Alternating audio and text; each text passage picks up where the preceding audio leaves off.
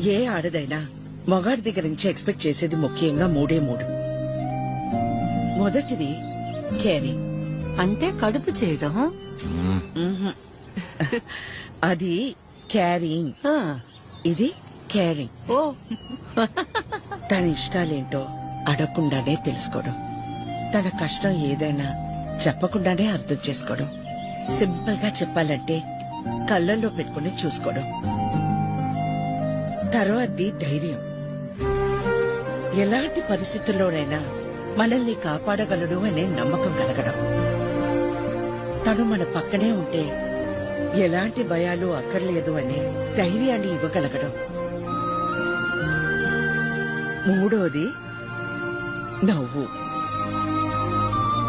కార్లు, బంగళాలు, 4 డబ్బులు ఎక్కువ సంపాదించేవాడు కంటే 4 మాటలతో మనసారా నవ్వించగలిగే